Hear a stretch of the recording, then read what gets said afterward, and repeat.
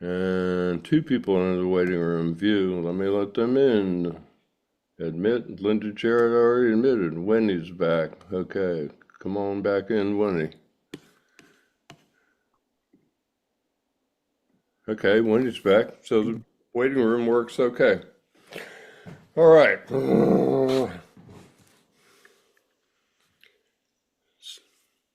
Hi, I'm Ralph Preston, and I run Stroke Buddies. And normally on Tuesdays, we have our Recovery and Science Zoom meeting. Sometimes I have things that come up, people cancel, end up with free Tuesdays, and rather than let them go, I've done a number of things. We've sat around and talked, and I've done some presentations. And this week I came up with the idea, I guess a lot because of Linda Hughes, who's here today. In Am I Okay, the last couple of weeks, we kind of been doing physical therapy because we're all okay. For those of you in YouTube land or who are new here today, that's our mental well-being meeting where we talk about everything. But if we're okay, we talk about gardening or who knows what else. And we've been doing some physical therapy, and I think Linda and some other people got a lot out of it. So this week when I said I don't have anybody, what am I going to do? It popped in my head to do this. Have a live physical therapy class like we did in Am I Okay? So I have no structure to this particularly, like Dr. Hetzler and I were talking about. He could talk about neuroscience forever, and I could talk about physical therapy and stroke recovery forever, but we kind of know our subjects to some degree. No, I'm not a physical therapist, as some of you know. Anybody else out there who doesn't know, I'm a stroke survivor, 17 years post. I've been kind of studying physical therapy. I thought about becoming a physical therapist. I have no college, so it would take me like 6 or 7 years. And I said, man, I'll be old. I was 58. I'll be old by that time. Of course, I would have finished 10 years ago when I was 65 because I had my stroke at 58. And now I'm 75, so I could have been a physical therapist for 10 years, but I blew it. I didn't do it. But I've done a lot of therapy myself. I've taken a lot of stroke survivors to therapy and was privileged enough to be allowed in the back with them, which is multiple blessings. I learned a lot in the back, and also I didn't have to like go away or sit in the waiting room to drive them around because part of what I was doing was driving for them because most of them couldn't drive. So I also worked under a physical therapist for about 6, 7, 8 years. Now, I did work once a week with them for about 6 months at a free clinic doing PT. And then we started helping local stroke survivors. I helped. And we started helping stroke survivors. I helped. Okay, I'll try to mute people. Rita Olson. Let me admit Rita Olson. Okay. We found local stroke survivors through the free health clinic and other places, and we helped them. Mostly I did the physical therapy. He would show us what to do and come around every 2, 3 weeks or once a month and take a look at what we were doing and say, drop this, add this. So for a long time I was dependent on him, and then he retired again for the second time, and I had to kind of figure it out with the people I was working with. And so that was interesting. And anyway, I've got some background. And I never pass on information that I haven't verified with multiple people. And I never suggest anything that is over your head or might get you in trouble, safeties, or you could get hurt doing. These things that I did and that I recommend are typically all things that physical therapists will tell you, or things that I've figured out. And let's see, I'm blocking it, I guess. Gotta go this way. Yep, nope. I got all my little toys back here. I'm a big believer in getting better at home. I'm a big believer in using things like chip clips, bolts, hammers. Oh, I forgot my hammer. and things that you can find around the house. I'm not anti-device, but I don't think you need a $60,000 robotic arm to get better. Wow, that was a long introduction. So there's actually no real structure to this because, like I said, I could talk about this probably forever. So I just thought we would let you guys determine the format. Let's see, what have I got? I got my toys, I got YouTube videos, and I can stand up and demonstrate anything I'm talking about or zoom in on hands and things. So, anybody got a question or an issue they're trying to deal with or an exercise they're having trouble doing? A lot of times in the very beginning, I thought they gave you those sheets, and first thing is I started realizing if I didn't do them at therapy and get it locked in, I'd go home and a couple days later I'd look at it and go, I don't remember how to do this. So it's always a good idea to practice them once or twice on the things on the sheets in front of your physical therapist so you got it locked in. I also further did 10 or 20 when I got home to really lock it in. So so in the beginning I found that sometimes I couldn't do the things that I was assigned to do. And I always want to look at those sheets and say, I have to do it perfectly. I'm a guy, I'm a bit compulsive, and I have to do it perfectly. And for a long time, I tried to do everything perfectly. And I realized that was not good thinking. Sometimes you have to break a task down or an exercise down into its components, learn the components because you're having trouble with one part or another of it, and then put it all back together. So I can also do that. So time for me to get quiet and listen to you guys and see if who's got any kind of a question or a problem they're working on or exercise that they want to break down or who needs exercise suggestions. I do. I'll start. How do Okay, you start? How do you get your balance in line? balance. Yes. Okay. Well, I mean, I can tell you what I did. I can also tell you a little bit about the vestibular system or balance. Balance is dependent on three things: Okay. visual, proprioception, that's knowing where your hand is in 3D space. So like if I touch this camera and I close my eyes, I should be able to still touch that camera. And that's really important with your foot, especially if you don't want to look down at your feet for the rest of your life. Everybody here who didn't look at their feet for the first 6 months or year raise their hand, and I guarantee you no hands will go up. Nope, because we all look at our feet, don't we? Because we're insecure about where they are and where they're going. So, two people have entered the waiting room. Hang on a sec. Okay, how do I see them? Okay. Sorry about this. I'm kind of new to this waiting room stuff. And there were two. Now there's only one. Okay. So, any two of those three things, the third is the vestibular system. So you got visual. Everybody's probably noticed that you're more dependent on your eyes.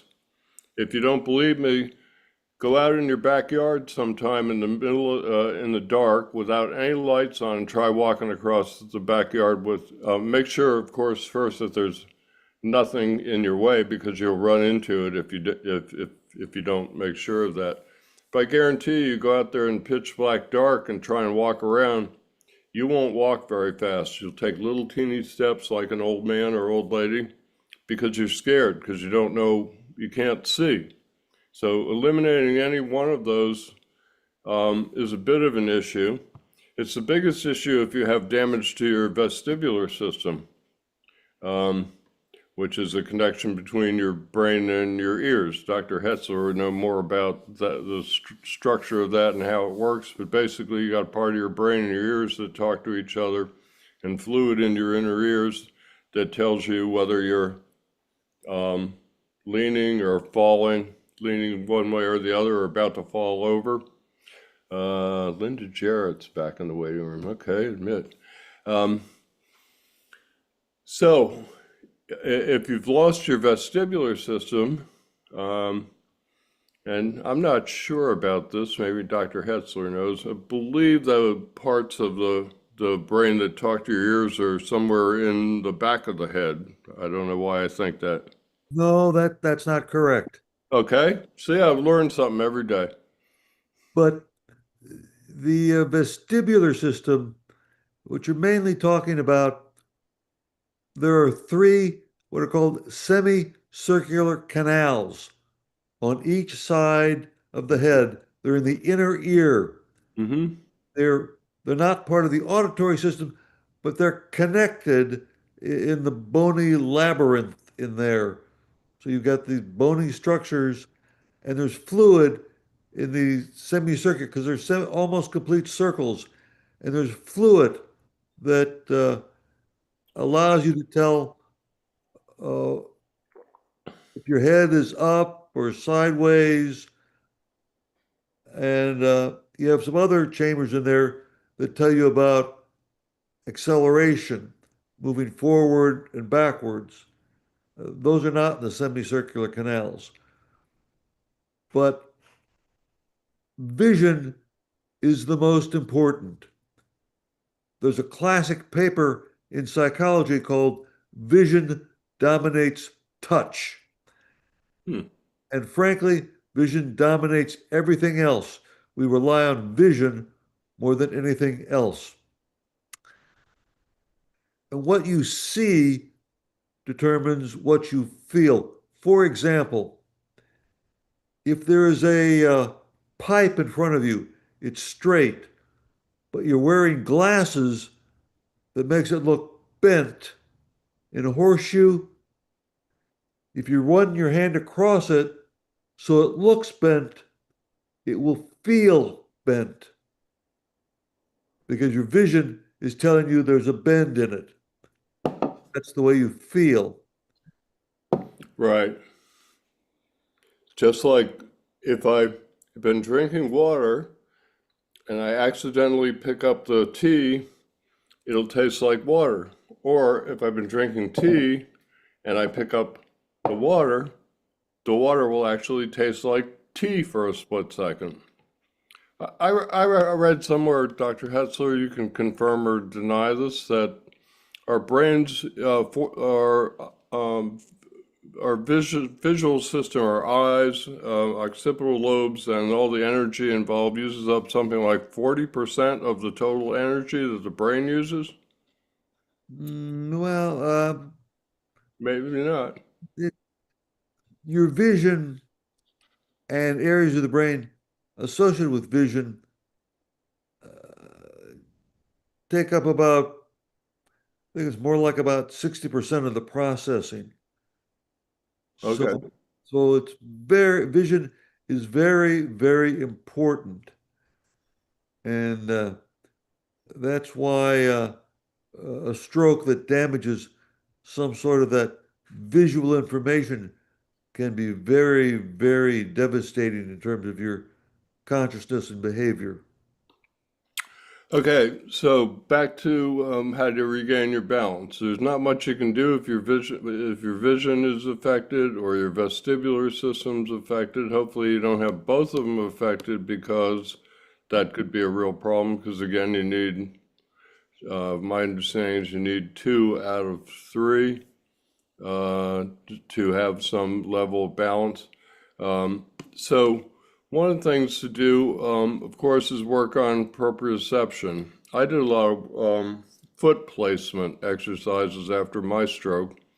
You know, like I said, I took a lot of people and I went to a lot of physical therapy sessions, and they'll put you on the parallel bars and they'll get out their $150 maple therapy block and they'll have you put your foot up on it, touch it, back and forth, have you not look. Have you step over it multiple times and not look? eventually, once you get the proprioception down, that's real handy. So you get some confidence walking without looking down.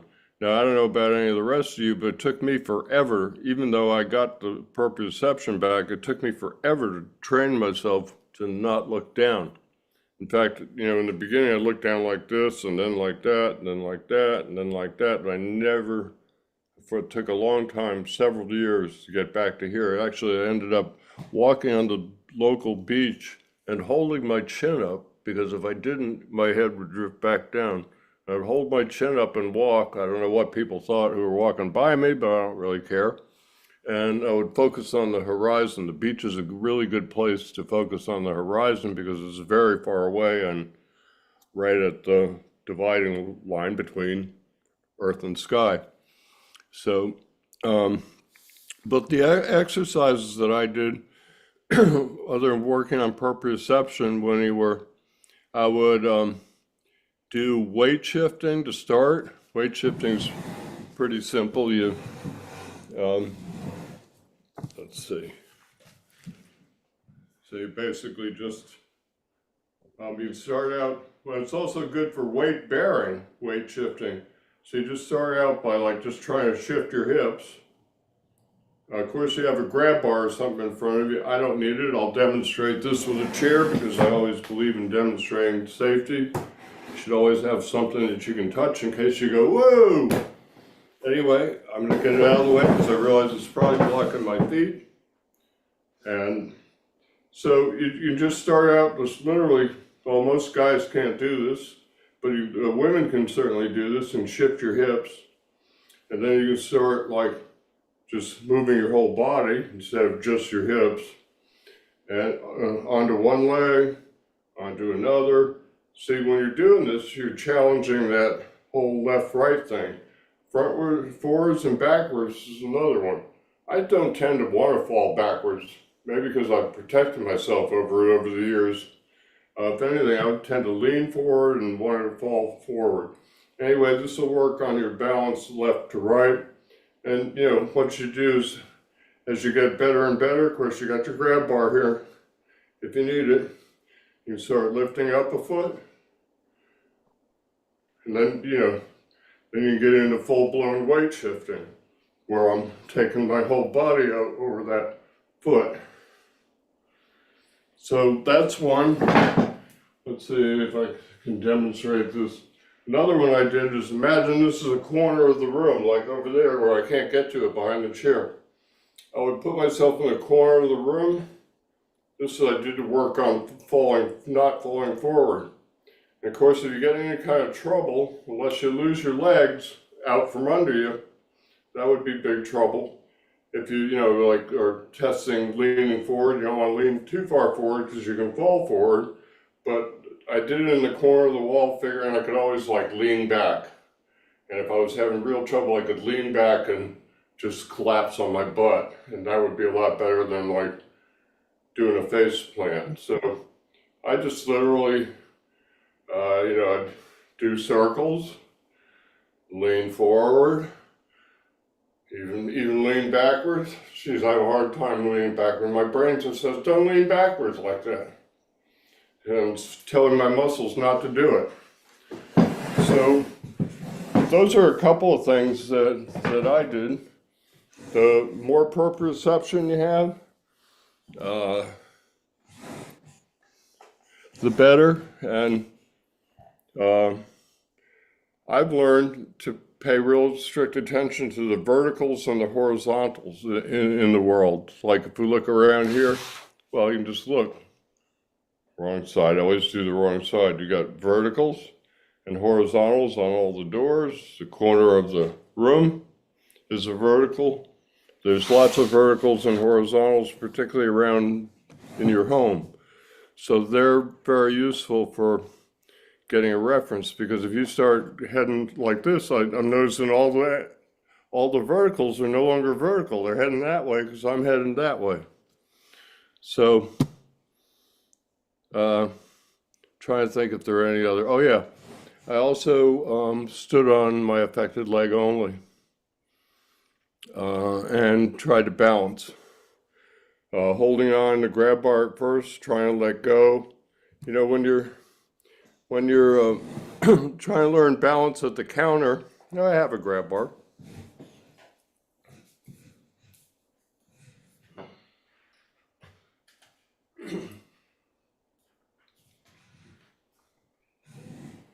I don't know if it'll stick here or not. Probably not. Nah, I don't like this Formica at all. Anyway, so when you're working on trying to learn how to do an exercise without holding on to the grab bar, this is the sequence I always go through. So in the beginning, like when you're just starting out, you're terrified. I was. So you death grip the thing. And this will also work by death gripping the counter.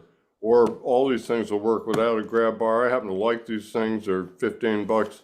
No, you shouldn't use it in the shower. Not seriously. I take one with me on the road for showers that don't have grab bars or anything. I just take one on the road with me with a bunch of my tools. Occasionally I use them, but I never ever rely on them to hold up my weight in the shower because they're not meant for that. Also, anytime you're using a grab bar, if you lick it or wet it under the sink, it'll hold a lot better. And you should definitely re-stick a grab bar every single time you use it, even if you walk away for an hour. I mean, generally in an hour it doesn't, but that's a good rule of thumb. Just stick it down at the beginning of every single session. So back to this. So what you do is, first you death grip it, then you could try and relax your grip, just knowing that you've got it there for safety. Let me get these things out of the way. Then I started putting my hands on it, knowing I could do that whenever I needed to. Of course, if you don't have your affected hand, you might have to do this one-handed, and it does work one-handed because you're strong enough. By the way, if one of these is stuck down to the counter, it's all I can do. I'm a pretty strong 170-pound guy. Got big arms, big forearms. It's all I can do to rip one off. I have to slide it towards me. I cannot pull it straight up. I have to yank it towards me and try and rotate it to get some air to break it. So they're pretty safe for the use that I'm talking about. So then what you do is, you go from like this to like hovering or just touching. Sometimes I do this when I have dinners in the microwave every night. Got 2 minutes. Well, I don't microwave. I cook some nights and I warm it up other nights. But whenever I'm doing something in the kitchen that's going to take a couple minutes, I use my fingertips and I just hover them. I try and balance. I go back and forth and I put down the fingertips whenever I have to, and I just try and get better and better and better. I never got more than about 15, 20 seconds out of standing on my affected leg. For two reasons. If you don't do enough of it, it's hard on your affected legs. We're not used to doing that. You'd be surprised how little weight you're putting on your affected leg even when you walk. If you got any kind of limp at all, you're still not putting all your weight on that affected leg. So it's kind of difficult because the leg will tire. I did stand on my affected leg one time, 30 seconds one day, a minute the next, minute and a half. I got up to about 7 minutes. It was grueling. I have a comment about that, Ralph. Okay, please. And this is Bruce Hetzler. And maybe a couple of years ago, I was trying to spend more and more time just standing on my affected leg. Mm-hmm. And I went into a physical therapy session and talked to the physical therapist about it and showed him. And he said, you should stop doing that because when you stand on that leg, you're hyperextending that leg and you're going to hurt the knee. Okay. That's a valid point, but one I would, how do you, what do the Supreme Court justices do when they don't agree but they don't argue? They write their own little brief. Opinion. Dissenting opinion? I'm going to write a dissenting opinion here, because one of the things that I did while I was standing on that leg was, and I'll just go ahead and, well, I guess I don't have to, how far am I going to get away here? Because I kind of, well, I can do it with the chair. I can do it with the chair this way. Let me tilt down a little bit. So I'm left affected, that's over here. So what I would do would be, I would stand on this leg and just try and balance. I haven't done this in a long time, so I'm not very good at it. That was what I was talking about before. But the other thing I did was I would hold on, so I didn't have to worry about balance. Sometimes it's a good idea if you're working on something specific, not to have balance in the equation, because it introduces a whole nother level of thinking, and also it can introduce fear. So I would hold on, and I did really shallow knee bends. Now here's locking your knee. That's hyperextension. You don't want to do that. So my dissenting opinion, Dr. Hetzler, is maybe you had a locking knee. I didn't, because I went like, your knee has a, okay, here's locked, here's normal. And I'm not going to do this too much because I really don't want to lock my knee and unlearn what I've learned. So I would go like a couple of degrees down and back. What I did was I trained myself to stop here rather than locking it.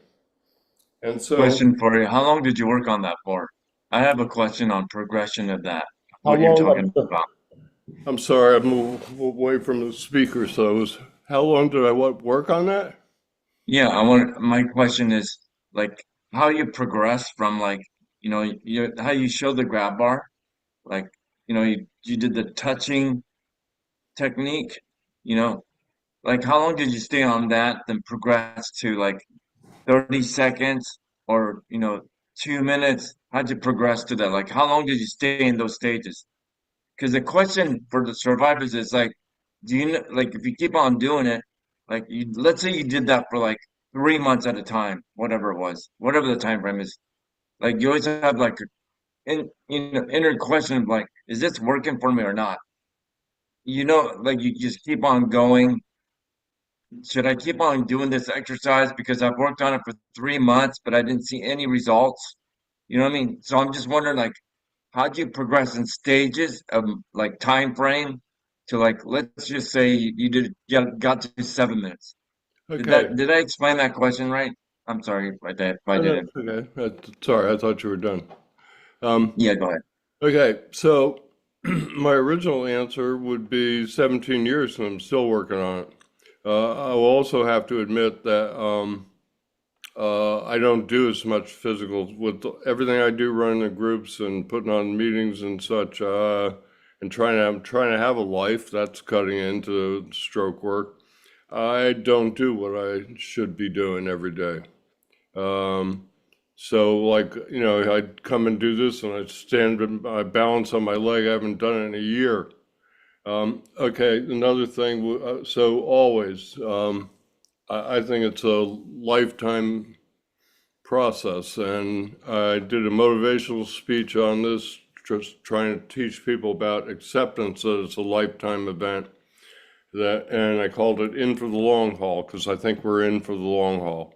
A couple more things would be every stroke's different. I don't know, I know a little teeny bit about yours and some of the other people in this room's strokes, but I never did 3 weeks, let alone 3 months of something repetitively every day where I did not see results. One thing that you can do, when are you tired of this shit? You can't watch your hair go gray, okay? So you wake up every day and you brush your teeth, you comb your hair, you go to bed at night, so you see your hair at least twice a day. I have a friend who says after 50 you just shouldn't look in the mirror, but he had a beard and he shaved his head and he took his razor clippers. He could do it anywhere because he just did this. So he didn't have hair to comb. And I guess he avoided looking in the mirror when he brushed his teeth. And he's a funny guy, so it may have just been a saying that he was saying. But the point of that, Ms. Long, is not about gray hair. It's the fact that when you live with something continually, you can't see the change.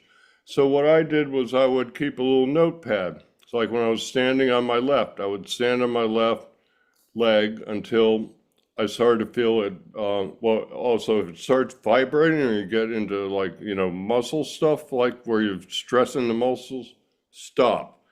So I would write down like what I did yesterday, and I would include, things like, first start, I'd like just put it down at one time, like, first started to feel like maybe it's getting on time to stop. And then I'd write down another time. So, when I did stop. So it's a minute and a half one day, a minute and 45 the next, minute and 30 went backwards one day, back to a minute 45, minute 45, 2 minutes, back to 145.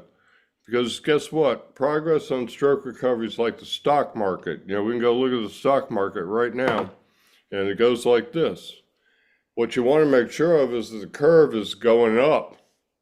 Whether it dips and goes back up or not, you're looking at the overall curve. So if you keep track of things, like by making notes as to how long you're standing, and you can come up with things to keep track of your progress. If you pay attention to the progress and define it in some way, then you have something to compare it to from day to day. And the other thing I tell people all the time is, okay, if you're doing push-ups and you can do 6 push-ups. I was stuck on 6 for a long time. That's why I use this analogy in number 6. And then you finally get to do number 7. What's the goal for tomorrow? If you've been struggling for a month to get from 6 to 7, it's not 8. It's not even 7. It's, come on, let me do 7 again. And if I do 6, I'm okay with that because I'll do 7 again in a couple of days. So you have to realize that you're on that stock market curve, and that now there is such a thing as regression, but most people who regress in some way, I think, I'm not a doctor, I think they got something going on with them that causes that level of regression. So, so you might have a couple days where you don't do as well as you used to do. And when you bounce back and you do that 7th push-up again after 5 days of doing 6, you go, yes, okay. So maybe tomorrow the goal is I'm closer to 7. I'll still take 6, but maybe we can keep doing 7. I believe also, Musong, in talking yourself into stuff. It's sort of a form of, I don't know, Dr. Hetzler probably has a Self-fulfilling prophecy? So, well, isn't talking yourself into stuff and positive affirmations and stuff, isn't all this a form of mental imagery or mental practice? Imagine and it can happen. Well, sort of. Okay, I'm 3 for 3 today. I come in the meeting and say, I never pass on anything but good information, and he pitches me 3 strikes in a row, and I'm out. It sounds like it's just consistency, just doing it, knowing that, your self-prophecy about like believing, hey, if you're gonna continue to do it, it will get better. As long as you commit to just continuing doing it. Right. And also You know what I mean? the measuring, the measuring or making sure that, even if you're going up and down, that you're on that upward stock market trend. Of course, stock market can also trend down, but we're just using the fact that it can go up without it being like linear or always going up. There are, there are days Well, I when think, you don't do as well. yeah, The thing you have to do is not get discouraged. If you get discouraged, you're going to stop whatever you're doing, and then you're hosed. I mean, the only chance we got is to keep pushing the rock uphill, like I say. Well, that's right. I should well, I think, I'm sorry, go ahead. I'd like to make a comment about regression. Okay? Both you were talking about regression, and I think that people regress when they stop trying.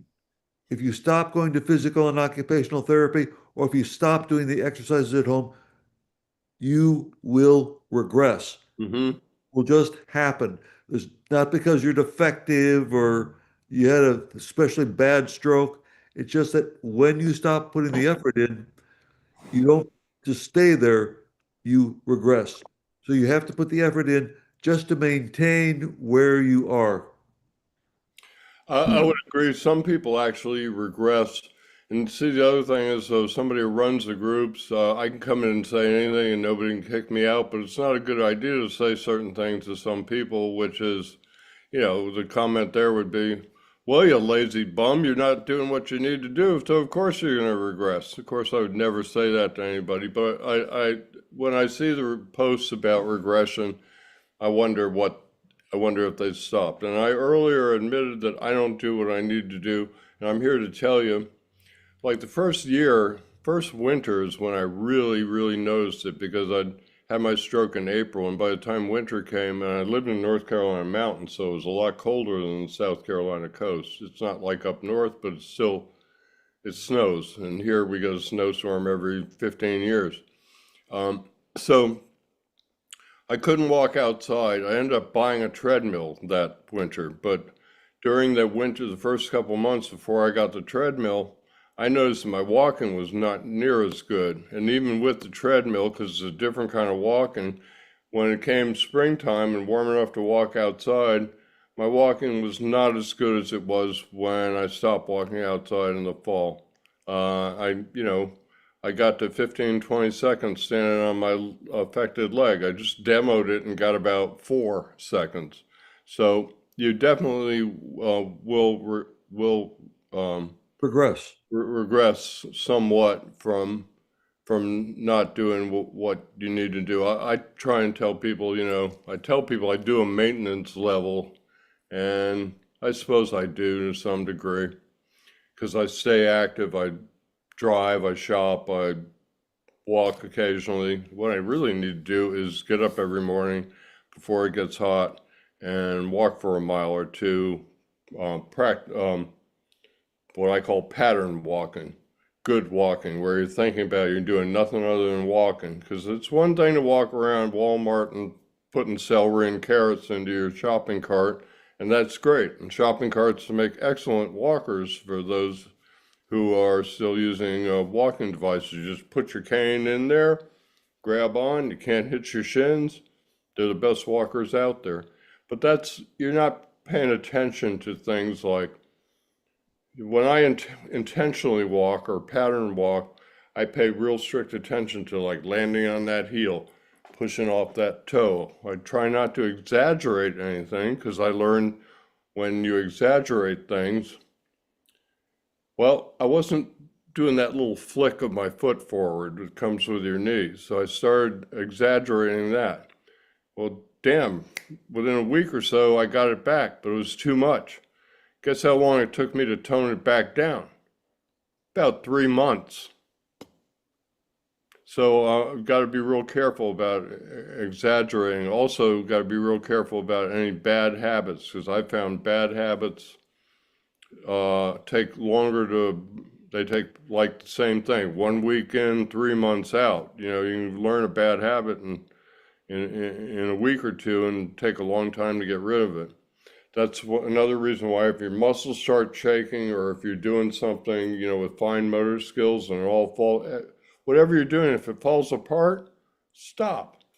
Sometimes I could just simply sit down for 2 minutes and then get back up and do it again. I don't know if the brain resets or what. Mine apparently resets somewhat, and my muscles too. So it could be that, or you can come back, in an hour, or you could do it in your afternoon session. I'm a big believer in doing at least a morning and an afternoon session at home every day. I also tell people who have fatigue, how to get around neurofatigue. One way is to pay attention to your rhythms during the day. I'm a morning person, so I can get up and take care of, get dressed, take care of the few things I have to do and pop right in, and that's a good time for me. I've got a lot of energy anyway. I'm 75, I'm here talking to you all bouncing off the damn walls with all the energy I got. And I'm happy. I mean, I'm glad to have all that energy, but So, but sometimes people get up and they're not a morning person, but they have some energy late in the morning, 10, 11 o'clock, and then they need a nap after lunch. And so I'd suggest to them, look at at your rhythms during the day and figure out the time periods that you have the most energy, and then do your therapy during those time periods because you're less likely to get fatigued. And if you got more energy and concentration because you're more alert, I think you're gonna pay more attention to the stuff. I just think it's better all the way around. I'd like So, to comment on something, Ralph. sure. A recent issue of Consumer Reports talked about maintaining balance as people age. It was not directly related to stroke survivors, but just in the normal aging process, Mm-hmm. importance of trying to do things to maintain balance. And one of the things they thought was important was doing sit to stand every day. And that's especially true for stroke survivors. So, anyone listening, I would strongly recommend doing sit to stand, at least 10 times in a row every day. That will help you maintain your balance. Absolutely. When you started this, I was going to add on, but it's not really an add-on. It's because it's on the same subject. One of my favorite videos is called "Upper Leg Strength is the Key to Longevity."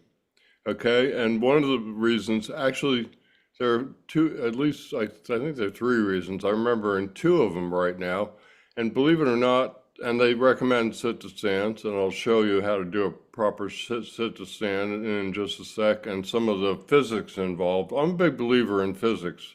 I'll tell you in a minute when I demonstrate, because you can't get out of a chair if you're sitting back. If you're nosing over your toes, you won't do a sit to stand. So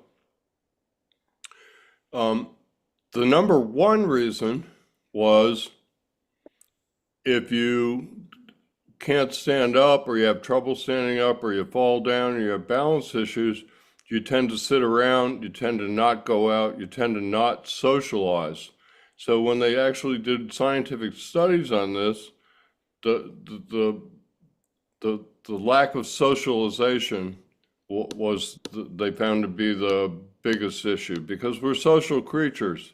And if you look at the nutrition or blue zones or anything about longevity, one of the things will always tell you that about community and socialization.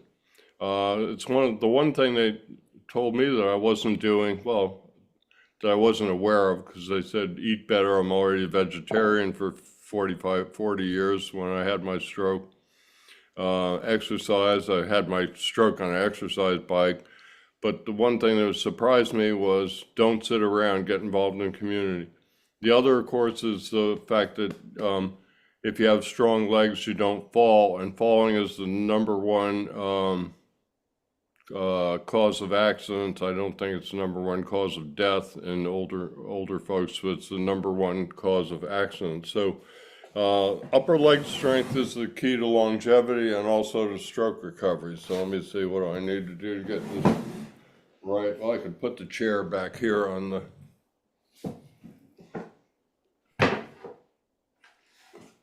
Yeah, I got no butt, so I got this gel pad. Let's see, does that look about right? Yeah. So, whenever you do anything to stand, just for a sec, one of the things you should do is you shouldn't stand up like this or like this or like this or like that. You want kind of a line between your hips, your knees, the same line you're going to get when you stand up. Oh, I pushed off. How about that? Not thinking. See, the brain will do all kinds of things. You want your toes even. You want your feet about whatever's normal for you, 8-10 inches apart. But your knees should be over your feet, and your hips should be over your knees and your feet in a nice straight line. So when you sit down, when you're getting ready to stand up, you want to have your feet in that proper position so you don't have any balance issues when you stand up. Let me go back to our other view. Okay, so I got my feet, like I said, about 8-10 inches apart. I'm sitting back like normal, right? And I lean up now. Okay, I'm gonna stand up. There's no way I can stand up. Well, my brain's telling me move forward. I can't stand up at all. So what you need to do is scoot up. Not everybody can scoot up like I did by lifting, so you can push. But you have to have your nose over your toes before you can stand up. Now in the beginning, you might have to push off the chair. Some people put their arms out. You don't want to throw your arms out or throw your body out. It'll help you get up, but if you throw it out too far, what's going to happen? I'm going to keep going. If that happens to you, make sure you put your hands down and pull your head back so you don't smash your face. But so basically a good sit to stand, you got your nose over your toes. I do them in neutral. This is the hardest way because you're not involving any kind of weight out here or motion, momentum to help them. This is the whole physics thing. So basically I'd cross my arms. I didn't do it the first day. No, I didn't. All this happened, what I can do happened because of what I did. And then once you get your nose over your toes, you just stand up. Now, one thing that people do a lot, I watch them, because I've done sit to stands with at least 10 people. They go like this and then boom. See what I did? I just plopped down. Okay. Actually, when I do sit, so like most things, arm curls, heel raises, almost everything that you do, the good activities in the down, a nice, smooth, controlled down is where the work is done and where the muscles get built up. And I got to think if the muscles are getting built up, then the connection's getting built up. So this is the way I do sit to stands. I come down here and I like hover and just put my butt down. In fact, when you get good at them, what I do is I don't even touch, or I just touch. I'm not sitting on the chair. I got no weight on the chair. I touch my butt to the pillow, back up. Because one of the things they'll have you do in PT sometimes, or some of the exercises like lunges and stuff, this is basically a lunge. All I have to do to go into a lunge is move one foot out. Oh, this is dangerous, Ralph. You got nothing to hold on to. Anyway, so this position of your working your quads is used in a lot of exercises to build leg strength. So, when you go down nice and slow, or you hover, or you don't touch. Like if I hover here for a while, let's see. Okay, I'm starting to feel the burn. Now I can really feel a burn. Okay, it's getting pretty serious. My brain's starting to say stand up. So stand up. So that's how you do sit to stands. Oh darn, I don't have my blue TheraBand. Okay. So if anybody out there has hip weakness, this helped me with my hip weakness. So everybody has a butt, and your butt's made up of 3 gluteus muscles. Gluteus maximus, that's the big one that gives you the butt shape. Gluteus medius, which is in the middle, and gluteus minus, I guess it is the smallest of the 3. Maximus, medius, minimus, or whatever the third one is, they're by size. Well, the medius is the one that has the most to do with hip stability. So I don't have drop foot particularly, but I have a teeny bit of hip dip. Let's see, maybe I don't know if I can show you in 2 or 3 steps. Anybody see that? Mhm. Just a teeny bit of hip dip. So that's a weakness in the gluteus medius. So I had a doctor of physical therapy teach me this. I have anybody who wants to, I can drop the link or I can messenger it to you. I did a video on this. Actually, that guy was really good. Came home and did 1 to 2 videos every week for about 8 or 10 weeks with all the things he gave me to do because they're real different and real helpful. So what you do is you put your knees together. I got a TheraBand, but I have one that's already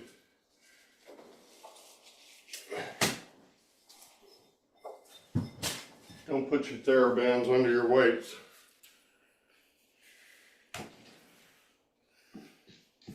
See if I can tie these 2 little short pieces together and get it long enough.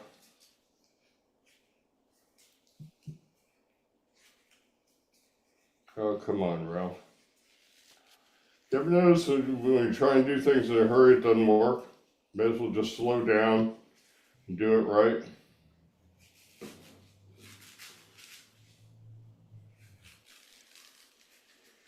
Okay, so take a TheraBand, put your feet about maybe just a teeny bit wider than normal. Yes, a little bit wider than normal. And you come here, and you don't want it tight. I mean, you don't want to like pull on it, you know, to where it's like really stretched out. But you do want it snug. Just holding your. You might have to get somebody else to do that for you because I got pretty good use of my hands back. Not everybody does. So it's like basically loose, not loose, it's snug, but there's no tension on it. We do that so you can see it. There's no real tension on it. Not like there is here. So for some reason, I'm not a physical therapist or somebody who knows muscular structure. Well, I do know some. But for some reason, when you pull your legs apart like this, it forces your gluteus medius to fire, and it kind of deactivates your quads and hamstrings some. When you do it without this, you're mostly standing with your quads. And there's a lot of ways to build up your quads, and there are not a lot of ways to build up your gluteus medius. There's another one called fire hydrants I can show you in just a minute. And if nobody has this issue, I won't, but I bet you there are a number of, I found that most people have drop foot first, and when they get over the drop foot, they start noticing they got a hip dip. You're not aware of the hip dip so much when you're dragging your foot, because you're not weight shifting enough properly. So you pull your legs out, get your nose over your toes, pull the legs out, and do a sit to stand. And then you'll notice that they drift back. So what I do, didn't tie it very well. So what I do is, imagine it's there. Every time I do it, I pull it out, stand up, go back nice and slow, pull it out again, stand up, nice and slow. So I did 4 sets of, I did them in sets of 10. And I do 2 sets, 20 of them. And I do it 4 times a day. I did 80 of them a day for about a month.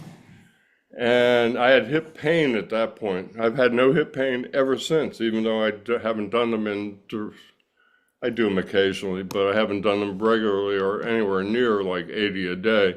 It got rid of my hip pain. It didn't get rid of my hip dip permanently because I'm not doing them. If I did 80 a day, when I walked like that, you might not be able to see it. Some people don't see it anyway. I kind of trained myself to watch hips, watch the belt line. You see the belt line dipping a little bit. So anybody have what I call hip dip?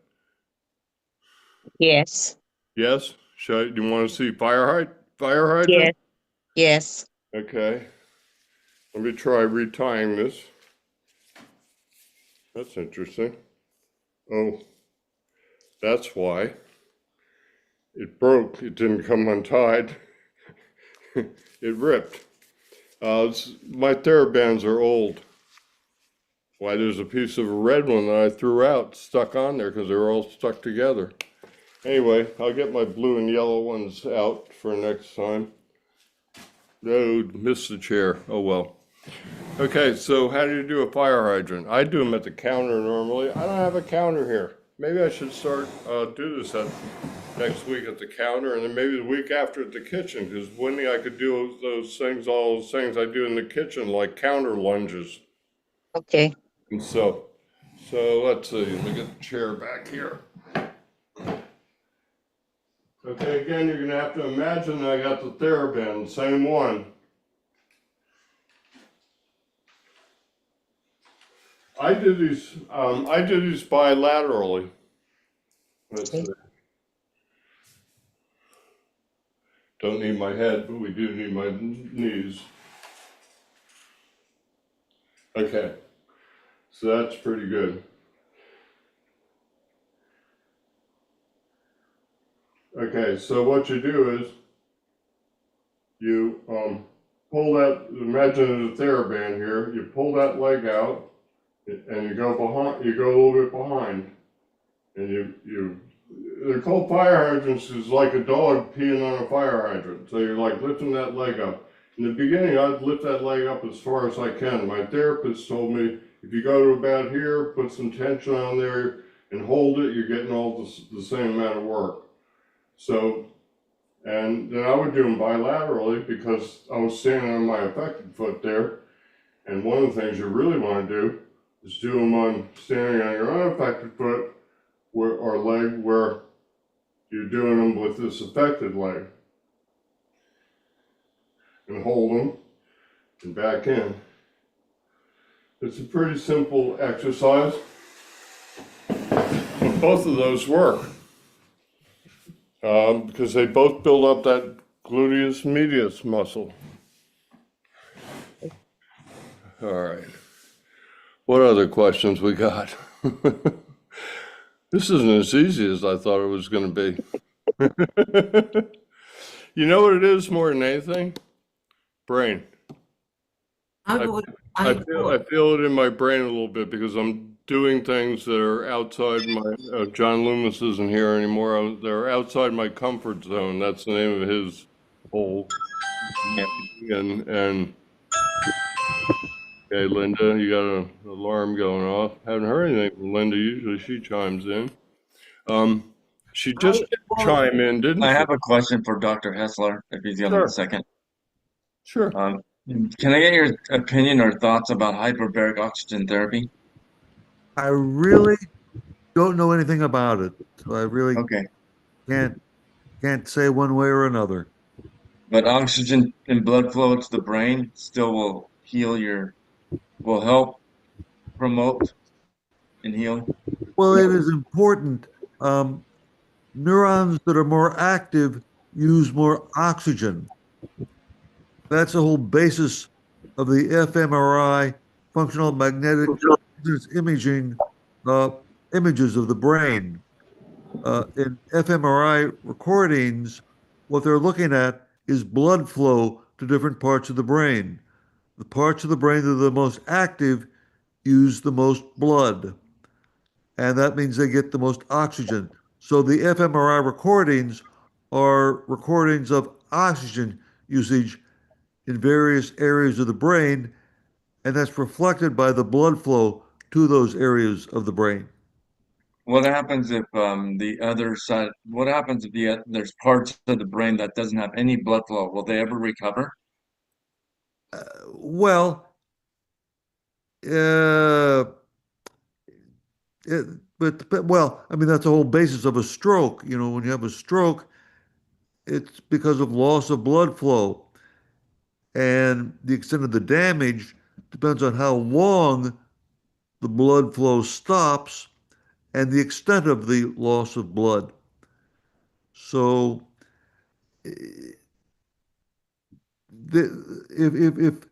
if a neuron is dead, It's dead. that's dead. But there are two types of stroke: hemorrhagic, where a blood vessel ruptures, and ischemic, where there's just a blockage. Now, for Yeah, an I had a hemorrhagic, sorry. I had a okay, hemorrhagic stroke. I had a bleed. yes, Yeah. so did I. I think Ralph did too. Yep. In an ischemic stroke, there's the central core that is made up of dead neurons, but there's a penumbra that surrounds it, Right. and that contains neurons that are damaged but not dead. So when blood flow is restored, those neurons can come back online. In a hemorrhagic stroke, there is no penumbra, so you don't regain those neurons. Now, But like recovered pretty well though. I mean, with the hemorrhagic stroke. in a hemorrhagic stroke, well, it's more likely to be fatal than an ischemic stroke, but if you don't die, your recovery is more likely to be better than someone that had a similar ischemic stroke. Yeah. Yeah. You have more balance issues. You can, well, that's right side. You tend to be impulsive. There's some things. Well, it depends on the location of the Yes, stroke. it does. But you and I both had them in the right thalamus, so That's correct. um, so okay, I have a really good memory, and I remember I told two people in the last week about HBOT, and if you're one of them, I won't repeat this, but except I'll go over it real quickly for some of the other people. I've never heard anybody in all the groups. People ask about HBOT, and there are a couple of things. If you're going to restore that penumbra, you're not going to do that a year out, right, Dr. Hessler? I mean, that would be something where you'd have to jump. If you're going to do oxygen, you have to jump on it pretty quick, I would think. As far as, again, I don't know really anything about hyperbaric chambers, but yeah, you've got to do it quickly. You can't just do it later. Right. Um, but when people ask about HBOT, there's a few things come up. My insurance wouldn't pay for it. A lot of insurance won't pay for it. Uh, I did 6 dives and it didn't do anything for me. And somebody else would come on and say, took me 20 or 30 dives before, they call them dives because it's like, Yep. it's a decompression chamber it was originally designed for people with the bends to stabilize them if they come up out of the water too fast, divers. So somebody else would come on and say, it took me 20 or 30 dives before I saw anything. So Yep. the first two things are that I glean from that are you're going to have trouble getting it if your insurance doesn't pay for it because it's a couple $100s a session. And now you need 30 or more sessions. So we're talking 5-10 grand to do it. So that's a obstacle for a lot of people. A number of people come on and say it helped me a bunch, but I've never seen anybody come on and say it helped me a bunch physically. All Yep. of the people that come on and say it helped me, they will talk about short-term memory, brain fog, cognitive issues, things like that. Now, I'm not a scientist. I'm not a physical therapist. I'm not a neurologist either. But I've seen 100 HBOT posts in the last 9 years, and and I kind of amalgamate data. So when I see 100 posts and 25% of the people come on and say I couldn't get my insurance, 25% of people always come on and say it didn't do anything for me, and I see that they probably didn't do enough dives. I see that it takes a lot of dives and it's going to help with the cognitive stuff. So I don't think it's going to cure drop foot. Yeah. No. So yeah, the reason I'm asking is like right now, and we have never talked about this, Ralph, is that I did. My family helped me buy a soft chamber, a 1.5 ATA. So I'm on right now. My first block, I did 60 dives, 60 days straight, and it didn't help me physically. Um, so I'm on my second block. I'm not giving up on it, but I'm on my Does it second help block. does it help with fatigue or cognitive Well, I issues? have no fatigue, no No. fatigue, but yeah, but my performance, my like riding the bike, my stationary bike at the YMCA, like for July, I did 117 miles, and that was my goal, and I had no fatigue, no problem doing it. It was just more, it came down to time. So right now, I was to say, I don't doubt that it could help you with focus. yeah, Um, so there could be some side benefits of helping with focus in terms of it. If you're more focused, then you might do your physical part differently. But all by itself, it's not like doing sit-to-stands or something. It's not something that seems to no. help many people with I physical. think I look at it more as a supplement. I still have to do all my physical exercises with the continuation of the dives. So I'm going to continue doing it. I'm on my second block. So I'm going to do another 60 dives, which is going to take me 2 more months to do it and see what happens, but I'm not giving up on it. Well, I think you So said you bought a soft chamber, right? I did, yep. Well, it can't. I don't see. I don't think it can do you any harm. No, Um, it's not going to do any harm. no. So It's a commitment to just do it and see how long, do I do this for, you know what I mean? And nobody knows. I know that. Nobody knows what the outcome's going to be. But if I keep up with my physical ability, if it allows me to continue doing like the hit bike exercises or do like, 30 miles a week, which is hard. I mean, it doesn't get any easier.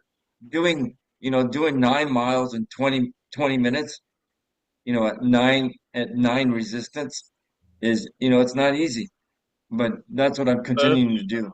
that's 27 miles an hour. That's all you can. It's all you can do to ride a bike that hard. I mean, a real Yeah, bike. I yeah, mean, I was training for a triathlon one time. I got hit by a car.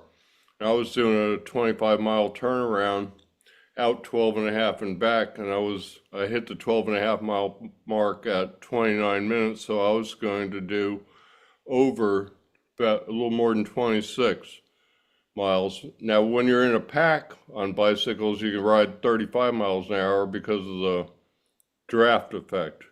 But yeah. that's honking. I spent a lot of time on a wind racer, and I tell you, 27 miles an hour on resistance 9, you're dripping sweat. Oh, I'm dripping sweat. Oh yeah, Yeah, no, like I my used to shirt, finish. I my used to, shirt is completely drenched. I can't even yeah. take it off without my caregiver helping me take it off. No, I I understand. There's a couple of times I got stuck trying to take my shirt off because it was so drenched. Okay, pro tip. Anytime you're Yeah, getting dressed, particularly if it involves tops or anything where you take your shirt off, because what he's just describing, it's happened to me. In fact, I used to have a puddle this big on the ground underneath the wind racer where it dripped. I tend to sweat off my face a lot. yeah, me too. Puddle, literally a puddle on the ground when I got done riding for an hour. But back to the pro tip. Anytime you're taking off a shirt or anything that blocks your vision, sit down. Why? Because Dr. Hetzler said earlier, it's one of the 3 things that helps you maintain balance, and it's the most important thing. So if you already got balance issues, why would you cut off the most important thing? I mean, I've done this too, where you literally, the shirt is so stuck to you, you can't get it off yourself. You have Basically what I'm saying. like lean over and pull it up and pull it up and then pull on the neck and oh yeah. Yeah. I'm a big believer in don't block your vision when you're changing Oh top. no, I'm not doing that. I'm Oh taking my no, shirt off and I'm I'm sitting telling down. everybody in the audience here Oh, and gotcha. out there in YouTube land, don't take away one of the the most important thing in your balance, which is your vision when you're getting dressed or Yeah. changing shirts. Now, it's different if you're buttoning shirts. You have other challenges like buttoning shirts two-handed. Uh, I can do all kinds of things with my hands, but it still takes me 3 times as long to button a shirt as it used to. Oh yeah, and trying to button the cuffs. Oh.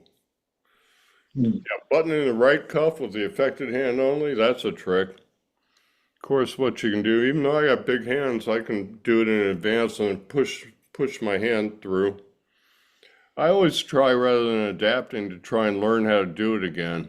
Now, I do adapt, and adapting is really good in the meantime. It's also really good if you have trouble getting things back. My philosophy was always, okay, I'll adapt for now, but what I want to learn how to do is do it. Do it so I don't have to adapt. Because learning to do it again, that would be the ultimate adaptation, in my opinion.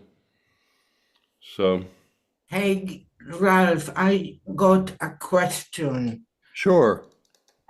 I have fallen 4 times in 3 years, and I cannot overcome the fear of falling again. How how can I overcome the fear of falling? Okay, well, you kind of asked me the one question that I don't know how to answer. I can talk a little bit about it, but here's the thing. If I could figure out how to get rid of fear, I'd have 2 million people subscribing to my YouTube channel, and I got 2,000. Okay, because as far as I'm concerned, fear is the number one thing that we all deal with, and it's the number one thing that holds us all back. Okay, look at how long people, they go from a hemi walker to a frame walker to a quad cane to a single point cane in what, 3 months, 6 months, something like that, a year maybe. And then what do? They walk with a single point cane for maybe the rest of their life, or 2 or 3 years. And they have a big fear of getting rid of the cane because they're worried about falling. Now, okay, so I've dealt with this where people wanted to walk for the first time without their cane. And 2 of them brought their cane with them. And after I listened to the whole logic, I now would suggest people bring their cane with them. And this is going to play into one of the things you can do. I'll get to it in a minute, Rita. So the first time I showed up, Kevin had his cane and said, I'm just carrying it for counterbalance. I said, the only thing that's counterbalancing is your brain, because it's actually, weighs a pound. It's throwing your weight shifting off slightly. He said, but I won't take it away from you. I'll never take it away from you. And I never did take it away from him, because why? I would introduce fear. So I walked him with a gait belt, and he carried his cane. And after about a month of that, he said, I'm ready to try it without the cane. And we did. Linda, I'll get to you in just a sec. So one of the things that you can do to help with fear, this is something I tell people who are trying to shed the single point cane. Go on a walk with it and take it with you. Use it where you can. When you get to a place like, I used to walk on the Greenway by the river, and if there weren't a lot of people, you got to stretch where there's nobody in front of you, nobody behind you, nobody to worry about knocking you over. I found I was always worried about people getting too close to me. They're gonna knock me over.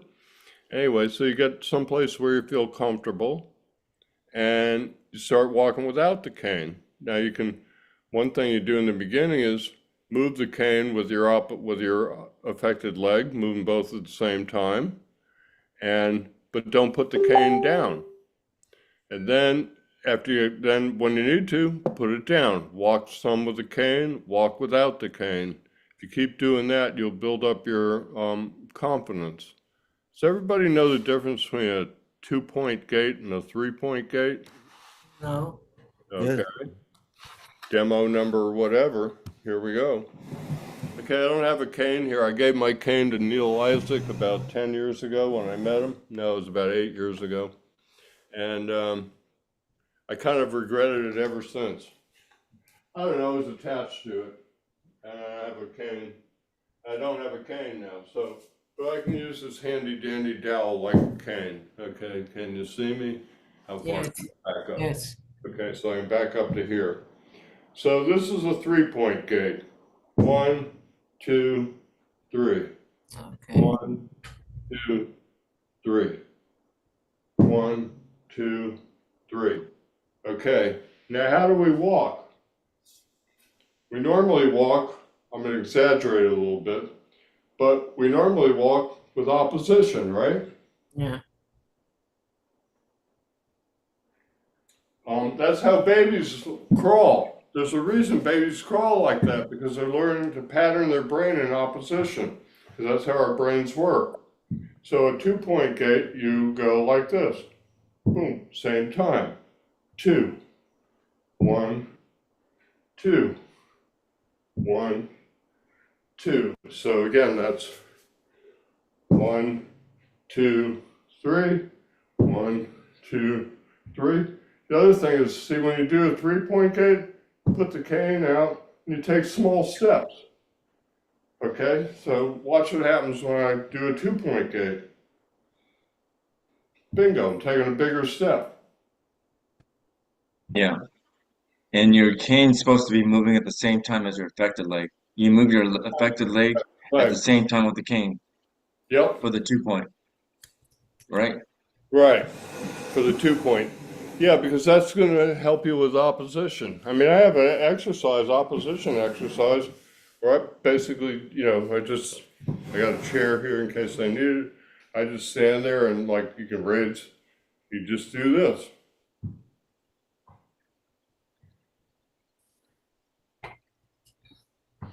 You Yeah. know If you what? can't lift the arm, you can still, okay, so that would be, this is affected arm, so I won't lift it. You can do this, or try and do as much as you can. I'm not very good at demoing crappy movement because I've spent 17 years trying to get rid of crappy movement. I walk pretty good with a cane, but the moment that I take the cane away, I start dragging my foot. I don't know why. Okay, without insulting you in any way, a lot of times it's attention. Okay, I have fallen 3 times in 17 years, and in May I celebrated 10 years without falling. So I'm now 10 years, June, July, August. I'm now 10 years and 3 months since I've fallen. In those 10 years and 3 months, I probably tripped 100 times, maybe 200 times. I pay attention to things. I'm always paying attention. It's my nature.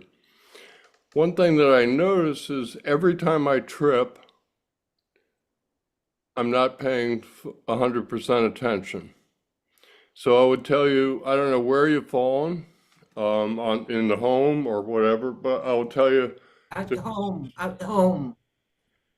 Okay, well, I don't know if this is your issue, but it is for me and a lot of people. I don't drink while I'm walking. I don't look at my cell phone when I'm walking. I put it Neither do I. when you come up to a step up, you look at the step, pay real attention, think about how you're going to go up it. Because I found that out of the 100, say I've tripped 100 times, I found out of the 100 times I tripped, I was not paying attention about 90 of those 100 times. And I can't tell you, the first time I ever fell, I have no idea how I fell. I was working out in the garden and all of a sudden I was on the ground. The second time I fell, trying to remember, the third time I fell, I tripped over the rug and I had a camera in my hand. I just put the camera down. I considered it a fall because I went to my knees. Anytime you go to your knees, that's when I consider it a fall.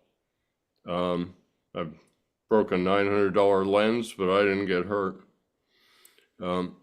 So just try and one thing to do is try and pay more attention, particularly when you're walking around. When you come up on a rug, don't put your foot on the edge if you can. In other words, if you put your foot right before it, put your foot over the edge. Whoa, I just activated something. Set the caption, closed caption. I just turned on closed captioning by slapping my computer. Anyway. I think that the reason, because I think that when I take away my cane, I get very scared, and then I drag my Right. feet.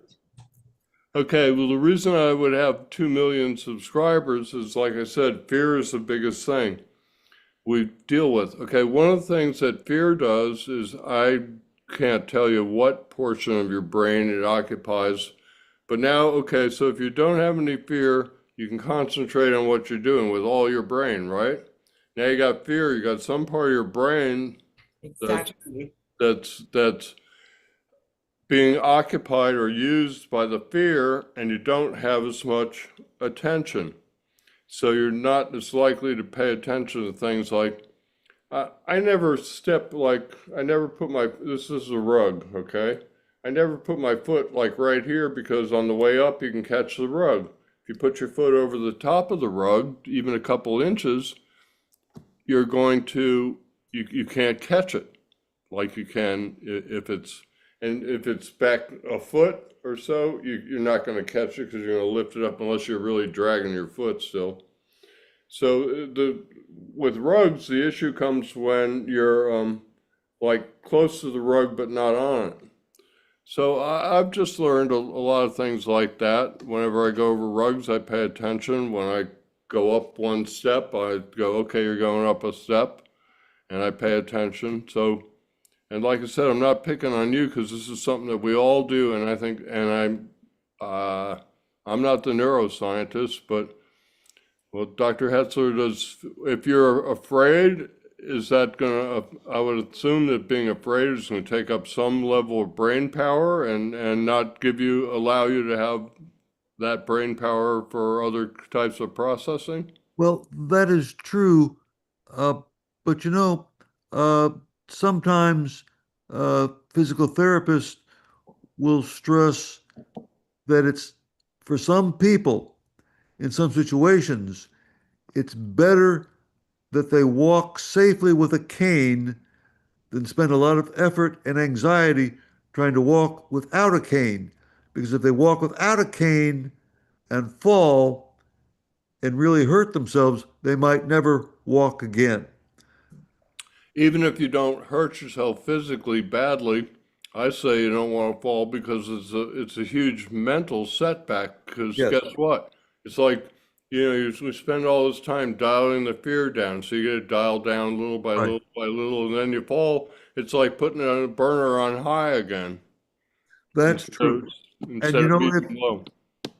if whoever was talking, Me. Rita, yes, if you can walk through the grocery store with a cane, and actually I do what Ralph does.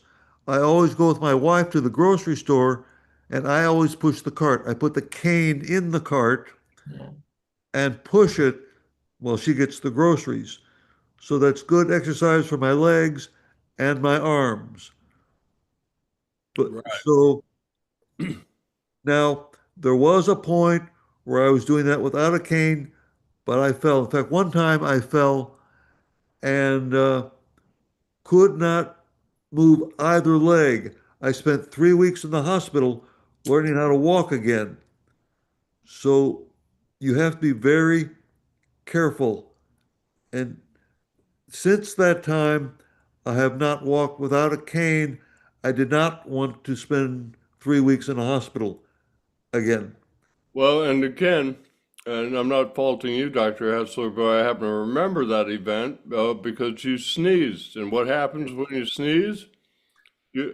I think I don't think I've ever sneezed without closing my eyes. I think it's a reflex. Well, I sneezed and fell backwards onto a tile floor Right.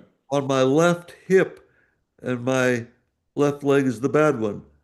I did not crack or break a bone, but there was a giant bump on my left hip, and as a result, I could not move my left leg, and for some reason, I could not move my right leg either. So Well, that's interesting. I spent, again, 3 weeks in the hospital learning how to walk again. And neither I nor my wife wanted that to ever happen again. So I always walk with a cane now because it's just not worth the problem. Anxiety. I socialize and everything, and it doesn't really interfere that much. Well, for two things. Ever since that event, I tell people if you feel a sneeze coming on, if you can, sit down. If you can't, grab onto something solid. As I recall, you were going through a door and you grabbed onto the door and the door moved, and that's how you fell backwards. So, again, I'm not faulting you because there wasn't anything other than a door to grab onto. But if you feel a sneeze coming on, it's like taking your t-shirt off while you're standing up or walking. It's not a good idea to cut off your vision. So Right. ever since you had that little accident, every time I feel a sneeze coming on, I sit down. hmm I don't think it's going to happen to me, but guess what? If I sit down, it's not going to happen to me. That is true. It's just like in fitness class, Jill Stein says, if you're feeling weird at all, get on the floor because you can't fall from the floor. If you're already on the floor, it's just like, when you're driving in your car and you slam on the brakes and everything goes from the front seat onto the floor. Once that happens to me, I leave it on the floor because I figure if I reach down and pick it all up, I'm not looking at the road while I'm driving. And number two, next time I slam on the brakes, well, I try not to slam on the brakes, but it's going to happen again. So if you're ever worried about breaking something that you're transporting, put it on the floor of the car so it can't fall to the floor. And Good point. Well, see, it comes, I think a lot of this comes back to paying attention and physics. You can't ignore the laws of physics. They supersede everything. You can't mess with gravity. Well, gravity is not just a good idea, it's a law. Right. Yeah. So you go ignoring gravity, you're going to get in trouble. Linda, you had your hand up a while back.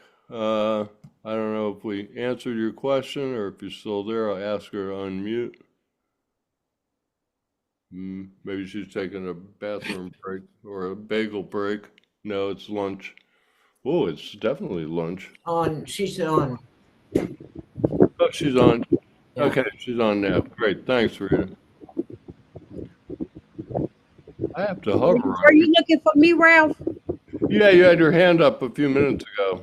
Yeah, I was. My question was gonna be, do you have any examples of like stretches you can do to help reduce spasticity of the arm and leg?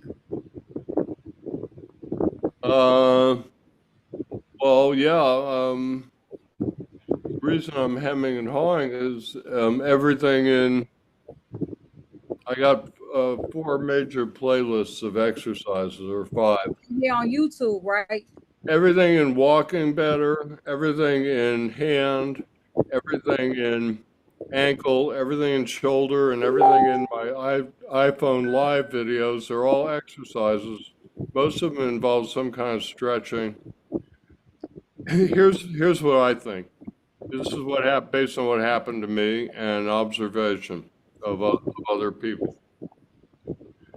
So stretching all by itself I mean, if you go to like Tara Tobias's channel, she'll tell you that, or Elise Newland, they'll tell you, stretching all by itself won't cure spasticity. However, if you don't stretch, it's harder to get back range of motion. So I did a combination of stretching. I mean, any exercise you do where you're extending is stretching. Okay. So, I mean, there's just so many things. What I found was, and I always demonstrated with my arm, is that I couldn't open my arm all the way. My elbow would get locked. So I did passive stuff. I can straighten my arm. That's my affected arm. I can straighten my elbow now. I couldn't in the beginning. And in the beginning, I was real weak. If I did curls, I got weights over there, but I don't need it. If I did curls, my arm would like get here and my arm would like flop because I had no strength. So what I found was as I got full range of motion all the way straightening that elbow out, and as I got full range of motion, I started to notice some of the spasticity going. As I got Okay. as I got strength, as I built up muscles and got strength throughout the range of motion, that's when it went away. And I didn't wake up one morning without it. It was very, very gradual for a couple of months. I had places in my body, like I'm thinking about it because I still have it. Right here, I've got this little bump. My hand wants to like not go through here smoothly. So what I would do would be, I would work that, just like the shallow knee bends. I'd work that and just, get it nice and smooth there and then go back and nice and smooth on the whole thing. And when I felt it like wanting to bump again, I would just work on it again, right through the bump, and then all the way through. And then once I got it without a weight, I started adding, I got like 1 pound, 2 pound, 5 pound, and 7 pound weights. I rarely use the 7 pound weights. I'm not a big believer in a lot of weight. I'm a big believer in a lot of reps. And I see people doing stuff with 25-pound dumbbells and I see their arms going like this. Yeah, they're straining their muscles. It's not good. I don't think they're getting near the benefit. And number one, if you have too much weight, you can't do as many reps. Number two, you got all this, muscle tension and jerk that you're introducing. I can't think that that's good. I don't know that it's bad, but I can, I'll stick with it. Can't be good. But mainly you don't do as many reps. So like I said, I'm a big believer in reps and not a lot of weights, and mine went away somewhere, probably that happened between 6 and 9 months in. I know everybody here is farther out than that. I did something that most people don't do. I started doing physical therapy at home the day after I got home from the rehab hospital. I started doing 10 hours a day, and I did 10 hours a day for 15 months. I had days where I didn't feel like it, and I didn't, but when I didn't feel like it, it's like running. When you start running, you go, why are we doing this? But after you run for a quarter mile or so, you go, okay, I'm in the groove now. So I would always get up and try and do my exercises anyway and try and get back in the groove and not let my brain talk myself out of the whole thing. So it's after 12:30. God, there's all kinds of things. Like I've got this for doing the 3-point, 2-point. There's all kinds of things you can do with a dowel. Maybe we'll go into them next week. Winnie, you were talking about that dowel trick. That's pushing your affected arm up with your unaffected arm. Mhm. Then what you do is you learn how to take the dowel up without your unaffected arm. There's also all kinds of things you can do out in front of you, and you can help with your effect. Well, too far. Need to get further back. Anyway, we'll do Dells and other things some other time. If anybody got any more questions? 'Cause my brain's kind of, I find that I'm not physically tired.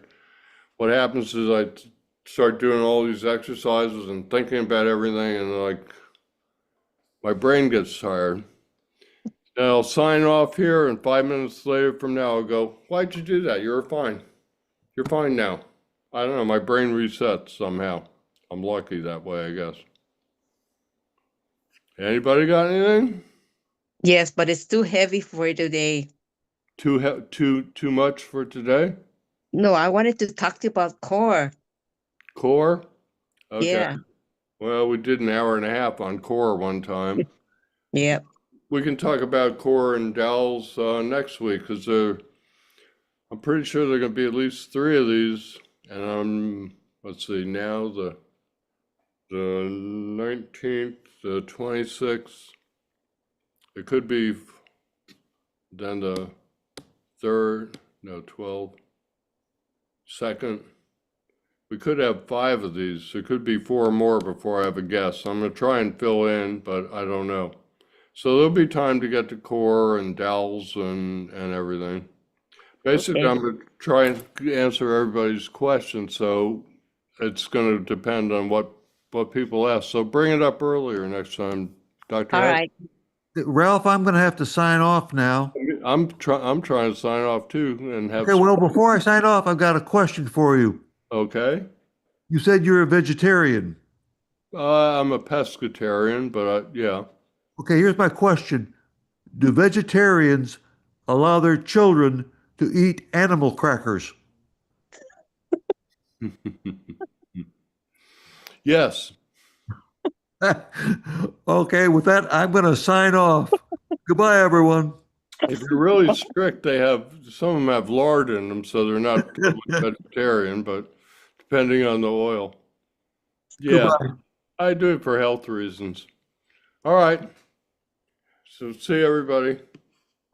It was a good session. Okay. I never know. I just spit it out. I just talk. I just spit it out, and hopefully people get something out of it. Yeah.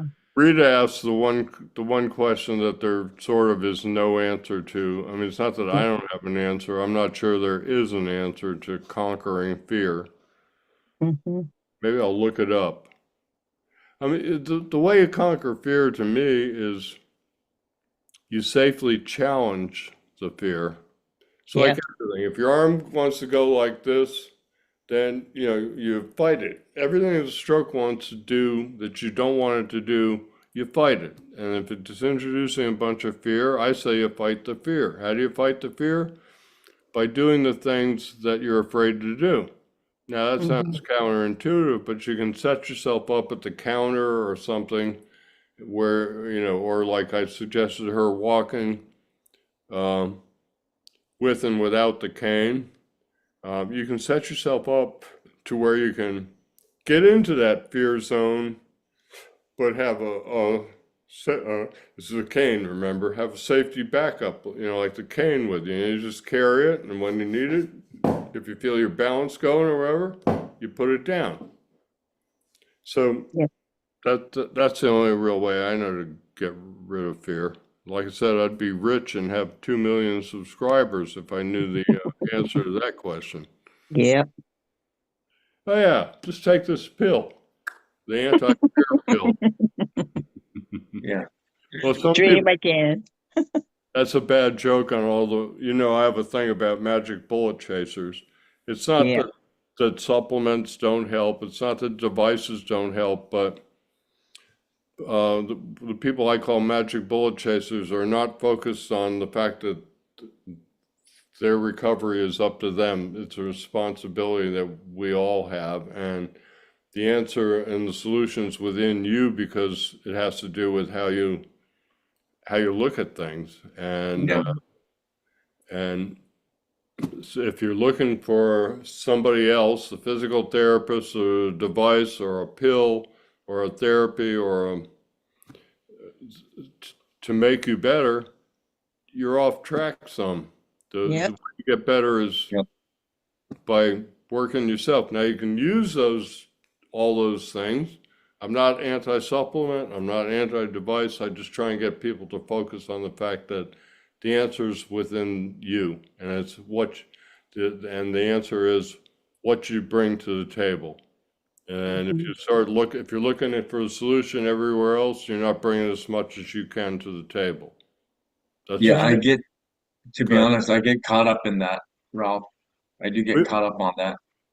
we all do. I mean, Yeah, I know.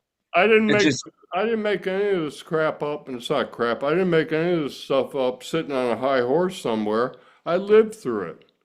I had to I had to overcome it, and I mentioned in the very beginning of this that I don't do what I should do every day to stay overcome. I'm okay. I mean, I'm driving, dressing. I live alone, shop alone, cook, wash the dishes, do whatever, go out, go dancing. I went to a drum circle. Drum circles are really good for coordination. yeah. Boy, I have a video of myself doing it, and you can see the look on my face. I'm looking down. I'm like looking like you can see how much brain I'm burning up just on the look on my face because of like, well, you know, you want to go boom, boom, boom, boom, boom, boom, boom, boom, boom. Well, I'm doing the boom, boom with this affected hand. First of all, it's not easy to do quick motions. It's not. I got some shake. It's not easy to hit the same place every time. I'm not. And then coordinating with the other hand and keeping the rhythm. Anyway, I'm always challenging myself. Yeah. I need to post that because I have a series I call Putting Yourself Out There. I've gone bowling, dancing, drum circles, stuff like that. You know, so many Yep. people sit at home and go, Okay. well, I couldn't go dancing. Yeah, you can. You just stand there and move your upper body at first. That's what I did. I didn't move my feet at all the first couple times I went dancing again. I was terrified too. Hey, Ralph, real quick, before you know, when you like through your journey, like today, I heard something that was very discouraging, but like I need to overcome that discouragement because when your neurons are, because I had a hemorrhagic stroke and I had a severe stroke, but if your neurons are dead and you're done, like I feel like I'm wasting my time making a commitment to like doing another 2 months of dives, you know what I mean? Versus like doing physical work, physical, Okay, a couple things. yeah. I didn't, um, you got anything else better to do? I looked at it like, you know, my job was getting better. Okay, No, I don't. so you But I don't. have gotten better. I have gotten better. You know, I was bedridden. You know what I mean? I'm walking a lot faster now. The 2 point, I've learned how to do the 2 point pretty well, walking with the cane, and I'm walking a lot, so much faster. Oh my God. Like Well, I'm able to that's because live my life a little better.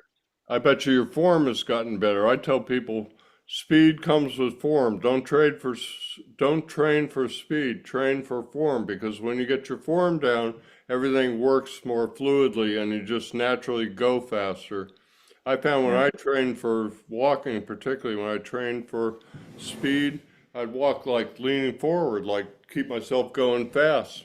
One time when I got to the end after doing 3 miles, I couldn't stop. I couldn't stop leaning forward. I've been leaning forward for an hour and I fell to my knees. I didn't count that as a fall because I fell to one knee. I just dropped to one knee and put a hand down to keep myself from really falling. So I found that I worry about safety when you train for speed, and form is more important than speed. Doesn't matter how fast you walk, to me anyways. It's opinion. A lot of this stuff is my opinion, but if you know you can put your heel down and do a nice roll through and stuff, and you keep doing that and keep doing that, you'll get some of that speed back. And I think that I preach form is more important than speed. I didn't say this earlier with Dr. Hetzler. I was talking about neurons, but my neurologist said I had a bleed, but it's the same. You don't have a penumbra. But I asked him what I have. So I have he said I have a part of my brain that was dead, which is almost my whole thalamus, which is good it wasn't because Dr. Hetzler told me if in a thalamus stroke, if it occurs in the wrong place, you can end up blind, like totally Oh. blind. And neither he or I had that. There's a word for it, I can't remember. Anyway, my neurologist told me that I had a section of my brain about the size of a golf ball that was dead. And I said, well, what'll happen? He said, well, those cells are dead. Your brain will fill in with new cells, but they aren't trained. And because you've had a brain injury, you won't learn the same way. Those cells won't exactly learn to do what the cells that they're replacing did, but you use other parts of your brain you retrain other parts of your brain that weren't normally doing that, were maybe not meant to do some of these motion things.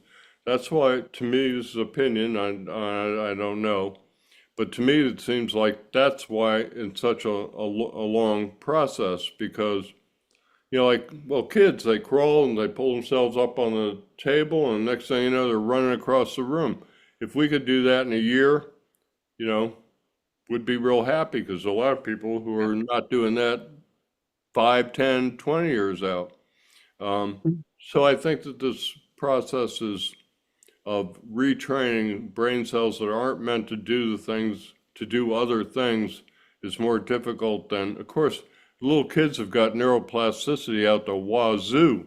I mean, we're born with tremendous amount, because you have to develop from a little 7-pound whatever to standing and walking and growing up, and your head gets bigger. You got plates in your head that move out. There's all kinds of stuff going on between. So have you seen your new MRI see that being replaced, your dead cells being replaced?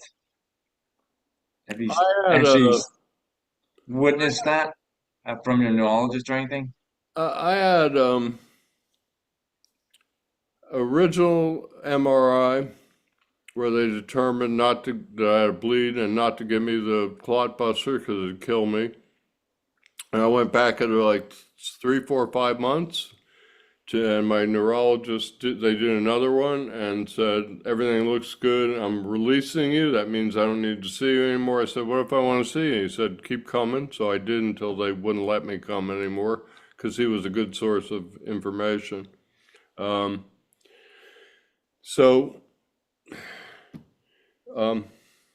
lost my train of thought. Ultimately, nobody knows how you're going to heal. Right. Nobody, Yeah. basically nobody knows. It's up to you. If you sit around and don't do what you should be doing, we all know what the result's going to be. If you Yeah. keep trying to push the rock uphill. I've worked with 12 local and 2 women in Tulsa, Oklahoma. Them I did 11 days in a row. I did all day, every day, half and half with each of them. But I got a pretty good sense of them. I've never seen anybody put in effort and not get better. Do they get all the way better? No. Maybe, maybe not. Well, maybe with some tasks you do and other tasks you don't. But I've never seen anybody put in effort and not see improvement. Let's not use the word better, because better implies like you're all the way there. I've never seen anybody not get improvement based on effort. And Okay. one thing you can slow down That improvement. gives me hope. That gives me hope. There we go. Well, one thing we need to talk about in one of these is plateauing. That'd be another really important thing. You can plateau, so you can stop improvement by plateauing. And the real simple explanation is that your brain wants to be challenged. It's lazy. Anytime you do something long enough, it goes, well, I'll just do this automatically. I'm not going to connect any neurons. We got this down. So the first thing you can do to avoid plateauing is you don't have to do anything different. Just take the things that you're doing and mix them up. And I find that most people who are doing therapy at home, like my gym list, it'd take me 2 hours to do it. And I'd go, if my ex-wife was walking for 45 minutes, I'd go, okay, I got 45 minutes, because when she's ready, we had to leave. And or she was going to do some walk or do some machines and walk, I have an hour and 15 minutes. So I would do part of my routine every time. So mixing it up, the things that you already know to do is number one. Number two would be to introduce new things that you haven't done before. That to me is going to amp it up more because you're challenging the brain more. Yep. And the other thing is your therapist can plateau you by not following those basic rules, by not challenging your brain. I don't know if they're aware of it or not aware of it. I think we got a little bit of insurance crap going on here where they know they're not going to have you long enough, and most physical therapists are good people and they'll do whatever they can, but you have to be careful. If you feel like you're plateauing, take a look at what your therapist is giving you and talk to them about plateauing and let them know you understand, need to challenge the brain and say, what can we do to challenge my brain? Because I feel like I'm plateauing. And I've had at least 5 physical therapists that I've confirmed this with. Now, I never try and get a therapist to say something like, well, I treat my patients differently, because they're not going to say that. And it would be wrong of me to try and get them to. But basically, they were all mostly neuro PTs, and I bet you they all paid attention to plateauing and didn't plateau their clients. But if your therapist isn't mixing up your exercises, if you're not moving on to new stuff semi-regularly, then you can plateau. Or even challenging yourself on better timing, like even on the bike. Like I started with 6 miles, then I was like, you know what? I'm gonna take it to 7. I'm gonna take it to 8. Then I took it to 9.5 miles. Then I took it to 10. And that was hard. That progression was very hard and challenging for my brain. You know what I mean? Oh, Mentally. yeah. Yeah. So I think challenging yourself that way is still beneficial. And it's my understanding anyway. There's a playlist. I've got a playlist. Dr. Hetzler's on neuroplasticity and William Lowe talking about building blueprint for your brain. That's how your brain learns and it deals with it. Also, there's another one called, I forget what it's called, but it's basically about not plateauing. I'll send you that playlist. Yeah, do that, please. My So, therapist, Yeah. my therapist plateaued me out already. He told me he cannot do anything for me. And I said, nothing else. He said, you have reached all the things I can think of. He said he even contacted other therapists in there. I said, wow, that's all you, because every week I go, I do the same thing with him. He doesn't have anything challenging for me. I would tell Yeah, you, you need to find a new one. that was exactly what Musong said. I would say it's time to find a new therapist, because that's like okay, they did a treadmill study 15 years ago, and they found people 25 years out improved by walking on a treadmill. Yeah. So neuroplasticity lasts a lifetime. Now, Mhm. at 25 years, is it anything like it is at 25 days? No. I'm not going to BS anybody and say that, no, it decreases as time goes on, but you still have it. It might take more effort, but you still have it. And people who say they can't do anything for you are flat out wrong. Yep. Essentially, the way I look at that is they're saying, I'm not willing to do anything for you. Mhm. So I decided to go back to my primary care, asking for referrals to other places, and then contact my neurologist and ask her if she knows of other places to go to. So I have other places, I can consider. Well, you're in LA, so there's a number of places. You look up neuro PTs and find the ones that go by reviews. If you Google it, you'll get a bunch of stuff and it'll say 4.6, it'll say 3.9. Don't call the 3.9, call the Yep. 4.6 or the 4.8. in reviews because that means people are happy. I put a lot of stock in reviews. Also, a 4.9 with 3 reviews does not equal a 4.7 with 4,000 reviews. Yeah. Yeah, totally agree. You never know because reviews, well, I saw a thing on Restoral today, and there were all these comments about how I just got one and it's performing miracles. Well, I clicked on all of the profiles of everybody who was saying that. One of them hadn't posted anything on their Facebook profile in 11 years, 2014. So here's somebody who hasn't posted anything in 11 years and they're coming in and giving a testimonial for a bathroom scale that you stand on. I don't believe it. I think Mhm. people have taken over their accounts or their, what do you call them, when they're plants, when people, sometimes people hire people or get friends to go give them good reviews. But if you see a bunch of, 2,000 reviews, 500 reviews, that isn't happening. So Mhm. then what I would do is make a list of the 3 you like the best by looking at their facility, looking at their reviews, read their little description, and then call those 3 and ask to speak to somebody about, you may not have to speak to the PT, but you can talk to the practice manager Mhm. and say, I'm being plateaued. If I come see you, what are you going to do to keep me from plateauing? Yeah. And based on the answers, I would pick one. I might also pick one. If I got 3 equal answers, I'd probably pick the closest one because LA is big and you probably don't, I mean, you could find one that you really like, but it could be almost 2 hours away from you and still be Yeah. in LA or greater Yeah. LA, maybe not downtown Los Angeles proper, but you don't live in downtown Los Angeles proper anyway. So that would be what I would do. Find a new one and talk to them about it before you go. This is a problem for me. I'm switching. I want to come to somebody who's going to help me not plateau, help me to continue to make progress. What's your facility's philosophy on this and how would you deal with somebody like me if I walked in your door today? Mhm.